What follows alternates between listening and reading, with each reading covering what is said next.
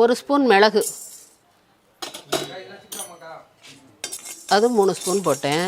மிளகு 1 ஸ்பூன் போட்டேன். அப்புறம் ஓமமும் இப்போ 1 ஸ்பூன் போட்டிருக்கேன். அவ்வளோதான். இதை வந்து நம்ம இப்போ ஒரு பொடியாக அரைச்சிக்க போகிறோம். வறுபட நாழி ஆகும். இந்த பாருங்கள், எள்ளு அதுக்குள்ளேயே பொரிஞ்சிடுத்து. இந்த பாருங்க, உளுந்தும் எள்ளும் நம்ம கிடணும். அப்படித்தான் நான் போட்டுப்பேன். 2 மல்லின்னு சொல்லிட்டு புதினாவை அப்படியெல்லாம் போட்டு வச்சுருக்கேன். நம்ம சௌரியம் தானே போடுறதெல்லாம்.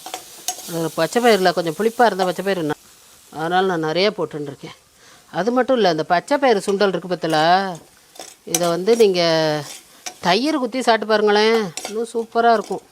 அதனால் பார்த்தோம்னா எல்லா இடத்துலையும் மோஸ்ட்லி புதன்கிழமை பச்சை பயிறு கொண்டக்கடலை வாரம் பண்ணுறவாள்லாம் இருக்கா. கோவிலில் வந்து இங்கே மீனாட்சி அம்மன் கோயிலில் பச்சை பயிறு தான் கொடுத்து விடுவா எல்லாருக்கும் கொடுன்னு. அங்கே கோவில்லையும் கொடுப்பா. ஏன்னா இது மூளை.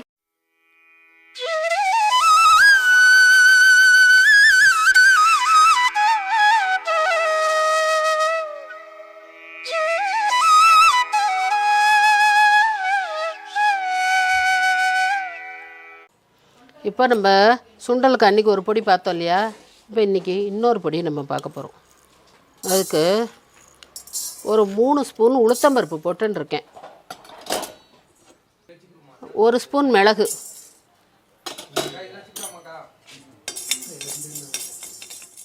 1 ஸ்பூன் ஓமம், உளுத்தம்பருப்பு அது 3 ஸ்பூன் போட்டேன். மிளகு 1 ஸ்பூன் போட்டேன். அப்புறம் ஓமமும் இப்போ 1 ஸ்பூன் போட்டிருக்கேன். ஆஃப் பண்ணிடுறேன். ஆஃப் பண்ணிவிட்டு 1 ஸ்பூன் ஜீரகம் போட்டிருக்கேன். அவ்வளோதான். இதை வந்து நம்ம இப்போ ஒரு பொடியாக அரைச்சிக்க போகிறோம். அரைச்சின்ட்டு காட்டுறேன்.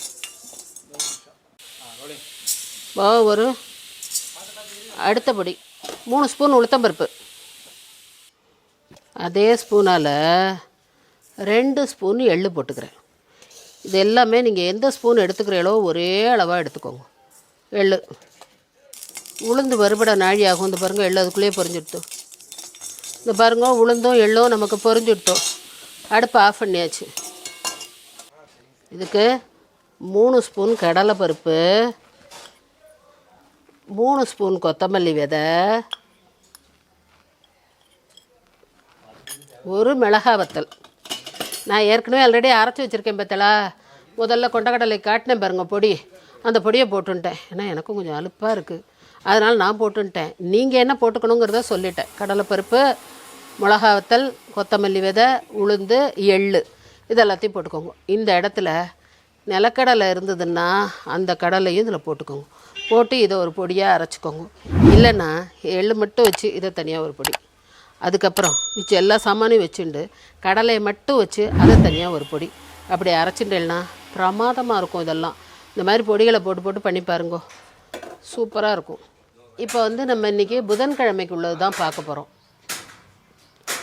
புதன்கிழமைக்கு அதான் நான் காத்தாலே சொல்லிட்டேன் பத்தில, கலவை சாதம் எது வேணால் பண்ணிக்கோங்கன்னு. எலுமிச்சம்பழ சாதம் தான் நான் பண்ண போகிறேன். ஆனால் எலுமிச்சம்பழ சாதம் வீடியோ இல்லை, நான் இன்னொரு நாளைக்கு தான் உங்களுக்கு போடணும். நீங்கள் எலுமிச்சம்பழ சாதம் பண்ணிக்கோங்க, உங்கள் டைப்பில் பண்ணிக்கோங்க. என் டைப்பில் நான் இன்னொரு நாளைக்கு உங்களுக்கு பண்ணி காட்டுறேன். இப்போ நம்ம வந்து பச்சை பயிறு சுண்டலை பார்த்துருவோம். 1 ஸ்பூன் எண்ணெய், ஒரு 1/4 ஸ்பூன் கடுகு போட்டுருக்கேன். ஒரு 1/4 ஸ்பூன் பெருங்காயம். அடுப்பை சின்னதாக்கிப்போம். ஒரு 3 கொத்து கருவேப்பிலை,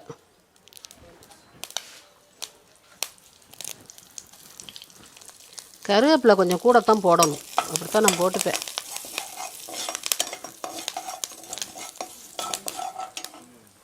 அதுக்கப்புறம் கொஞ்சம் புதினா, கொஞ்சம் மல்லி.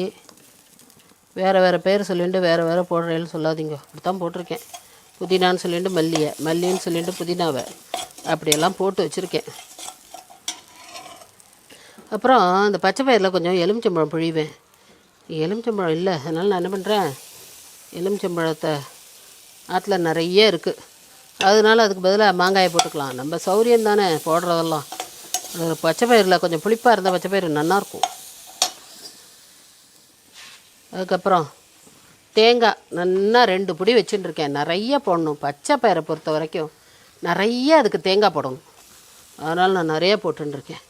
அது மட்டும் இல்லை, இந்த பச்சை பயிறு சுண்டல் இருக்குது பார்த்தல, இதை வந்து நீங்கள் தயிர் குத்தி சாப்பிட்டு பாருங்களேன், இன்னும் சூப்பராக இருக்கும். பச்சை பயிறு சுண்டலில் கொஞ்சம் தயிரை குத்தின்னு சாப்பிட்டு பார்த்தேன்னா ரொம்ப பிரமாதமாக இருக்கும்.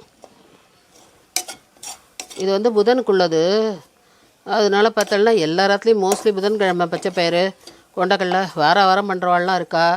கோவிலில் வந்து இங்கே மீனாட்சி அம்மன் கோயிலில் பச்சை பயிறு தான் கொடுத்து நிவேதனத்துக்கு கொடுப்பா. புதன்கிழமை இந்த 10ஆம் கிளாஸ் 12ஆம் கிளாஸ் வந்துடுத்துன்னா கணக்கு பரீட்சையில் 100க்கு 100 மார்க் எடுக்க வேண்டும் அப்படின்னு வேண்டிண்டு பச்சை பயிறு பண்ணி ஸ்கூலுக்கும் குழந்தைகளுக்கு கொடுத்து விடுவா. எல்லாருக்கும் கொடுன்னு அங்கே கோவில்லையும் கொடுப்பா. ஏன்னா இது மூளைக்கு உள்ளது. பச்சை பயிறு வந்து மூளைக்கு உள்ளது. இது வந்து புத்தி, கடலைப்பருப்பு வந்து ஞானம். அதனால் புதன்கிழமை இந்த பச்சை பயிரை எல்லோரும் கம்பல்சரியாக பண்ணுவா. நீங்களும் பண்ணுங்க. இந்த பச்சை பயிரை ஒரு அரை மணி நேரம் ஊற வச்சுட்டு ஒரே ஒரு விசில், தேவையான அளவு உப்பை போட்டு ஒரு விசில் தான் விட்டுருக்கேன்.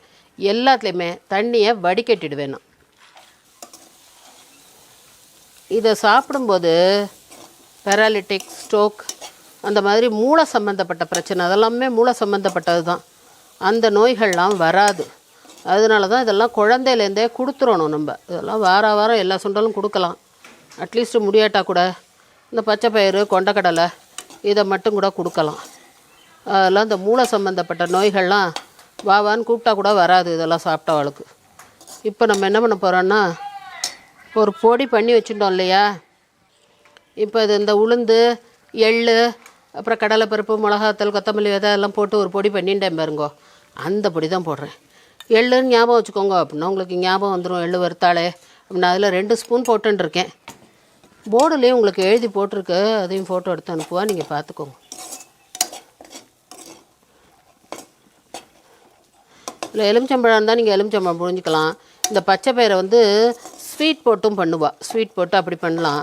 அதுக்கப்புறம் நான் என்ன பண்ணுவேன்னா, அந்த பச்சை பயிரை நல்லா முளைக்க வச்சுருவேன். முளைப்பயிராக்கி அதில் எலுமிச்சம்பழம், பச்சை மிளகா எல்லாம் போட்டு தேங்காய் எல்லாம் போட்டு அப்படியே வேகவே வைக்க மாட்டேன்.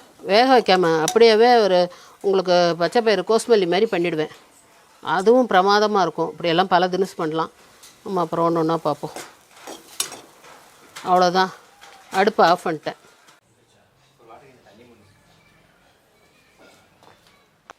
இப்போ புதன்கிழமை அன்றைக்கி கார்த்தால எலுமிச்சம்பழ சாதம், சாயங்காலத்துக்கு வந்து இந்த பச்சை பயிறு சுண்டல் இதை பண்ணி பெருமாளுக்கு நிவேதனம் பண்ணுங்கோ.